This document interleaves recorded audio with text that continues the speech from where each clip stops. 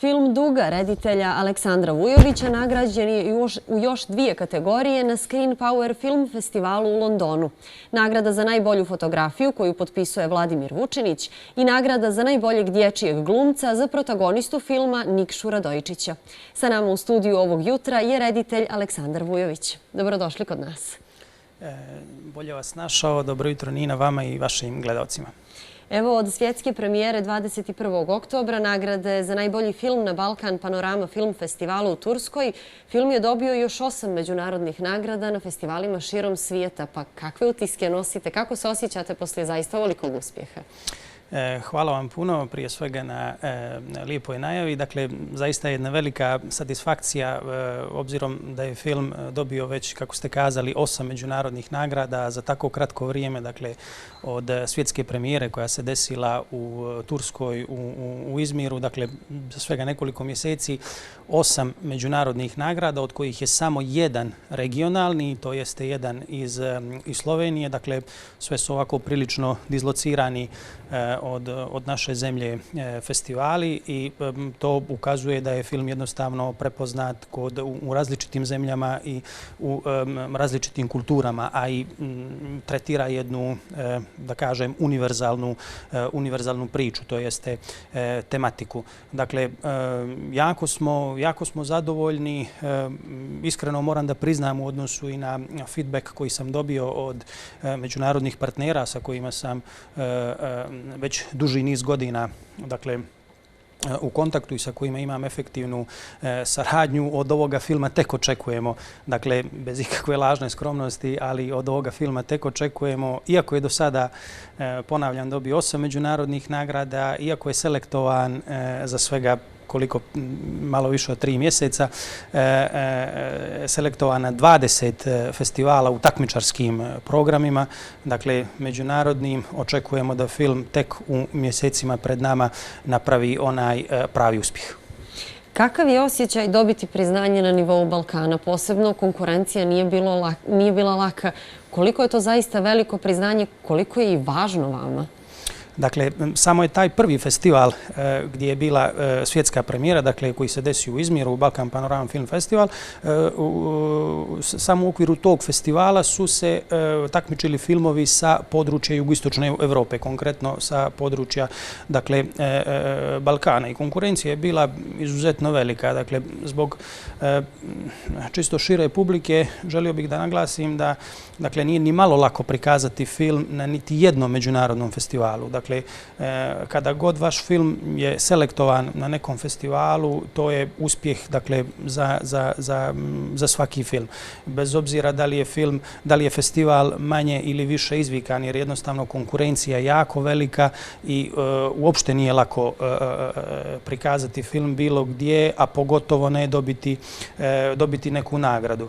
Dakle, nakon te svjetske premijere, svi ostali festivali nisu imali ta regionalna, da kažem, ograničenja, nego, dakle, svi ostali, dakle, više od 19 festivala u pitanju su bili, dakle, festivali koji su okupljali autore iz cijelog svijeta, što je, dakle, još teže i jednostavno ući u taj sami proces selekcije i dobiti, dakle, zvaničnu selekciju od nekog festivala. Ako se ne varam, film je imao i špansku premijeru. Evo, pomenuli ste da je predstavljen na zaista mnogim festivalima. Postoji li neki koji vam je možda posebno drag, posebno značajan? Postoji li nešto što onako zaista smatrate posebnim uspjehom? Pa ja bih izdvojio ovu selekciju dakle, na Aguilar Film Festivalu, budući da je u pitanju festival sa Goya licencom. Također zbog šire publike kazat ću da je to dakle, jedan od najznačajnijih festivala konkretno vezan za kratkometražni igrani film koji za tu kategoriju ima dakle, Goya licencu, što znači da je jedan od najkvalitetnijih nacionalnih festivala i da je pobjednik tog filma direktno nominovan od strane Španske akademije za njihovu najveću nagradu. Dakle, film je selektovan u konkurenciji od preko 2000 filmova u 14, sad shvatate razmjere dakle, svega toga kad se prijavi 2000 filmova iz cijelog svijeta i vaš film biva selektovan na jednom takvom festivalu sa takvom licencom među 14 koji se takmičio u kategoriji Aguilar de Campo. I kad shvatite da ste jednostavno u konkurenciji tih 14 filmova imate pobjednika Clermont-Ferrana, imate zvaničnu selekciju filma koji je bio u Oberhausenu, dakle najznačajnijih svjetskih festivala, onda u tim, dakle u kategorijama kratkometražnog igranog filma, govorimo precizno o tim kategorijama, onda je veoma jasno da je jedan takav uspjeh kada se bilo koji crnogorski film nađe na jednom takvom festivalu sa jednom takvom licencom, to je kao da se neki klub, dakle, iz Crne Gore, recimo, fudbalski kvalifikuje da igra Ligu šampiona, igra protiv jedne Barcelone, Reala ili tako nekog kluba, dakle, evropskog izvikanog. Dakle, to je otprilike taj neki nivo. I svaka vam čast na tome. Hvala vam puno. I sada da približimo malo gledalcima. Kakva je radnja filma? Pisani po istinitom događaju, ako se ne varam. Tako je. Scenarij je nastao u odnosu na priču iz monografije, odnosno iz autobiografske knjige prestižnog italijanskog umjetnika Gaetana Grilla, koji je danas dakle, u penziji. Ono što je meni bilo veoma zanimljivo iz te knjige jeste taj trenutak kada jednostavno umjetnik sa svega 6 godina prepoznaje svoju životnu vokaciju. Složit ćete se da je to ovako jedan jako interesantan događaj i meni je bio posebno zanimljiv i u odnosu dakle, na taj događaj koji je ambijentovan dakle, sredinom 50. godina prošlog vijeka, urađen je scenario. Dakle, ja sam napisao jednu vrstu sinopsisa i treatmenta za taj film, a autorka scenarija je Jelena Lela Milošević i nakon toga dakle, krenuli smo u realizaciju, obzirom da je film dakle, u procesu predprodukcije dakle, podržan i od strane Apulja Film Commissiona, dakle, posredstvom jednog međunarodnog trilateralnog dakle, projekta koji se zove Ćirće. Kasnije je nakon te podrške međunarodne dobio jednu simboličnu podršku i Filmskog centra, ne putem dakle, konkursa, budući da je u pitanju dosta kompleksan projekat, jer kada god snimate epohu, onda su sami troškovi realizacije filma značajno veći, makar i u principu to tako, nego kada se snima savremeno doba. Moram pomenuti, odnosno pomenula sam već, Nikša je dobio nagradu za najboljeg dječjeg glumca. Kakva je bila ta saradnja sa njim? Koliko je bilo izazovno snimati sa dječakom koji u tom trenutku, ako se ne varam, ima 6 godina? Kako je izgledalo sve? Jeste, dakle, posebno mi je drago što je naš protagonista Nikša dobio tu individualnu nagradu, jer je zaista zaslužio. Od ovog trenutka čuo sam jako puno pohvala, dakle, i ja im se pridružujem. Hvala vam. Inostrani partneri koji su imali priliku da vide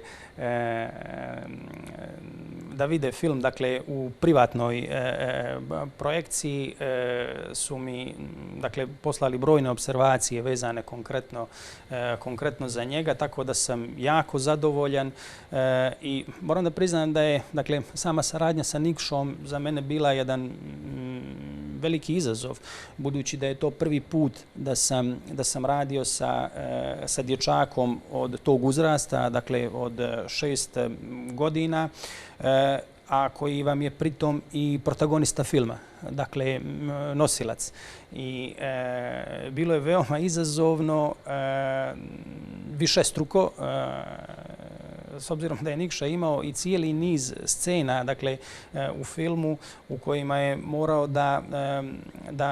da ima interakciju sa životinjama, jer je cijeli film ambijentovan, dakle, kao što sam kazao, na selu i jednostavno taj prirodni habitat je tražio i scenario koji smo imali, tražio je i priče, odnosno interakcije sa životinjama koji su prisutni u tom njegovom okruženju.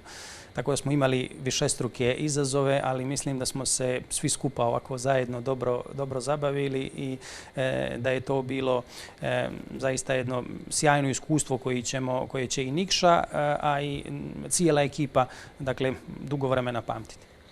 Sad moramo pomenuti i mlade i talentovane ljude. Na prošlom snimanju za našu televiziju učestvovali su i vaši studenti. Ja baš sam sa gošćom prije vas govorila o talentovanim mladim ljudima i tome koliko oni imaju priliku da se pokažu u Crnoj Gori. Kako je vaše mišljenje? Koliko imamo talentovanih ljudi i koliko oni zaista ovdje iz koje god sfere umjetnosti da dolaze? Koliko imaju priliku zaista da pokažu svoj talent i da se on cijeni? Dakle, da imamo talenta, sigurno imamo. Dakle, to ne trebam da kažem ja, niti bilo ko drugi u Crnoj Gori, dakle, to dokazuju činjenice. Ako smo po ičemu prepoznati smo po kulturnom stvaralaštvu i prepoznati smo po sportu, dakle, po sportskim uspjesima.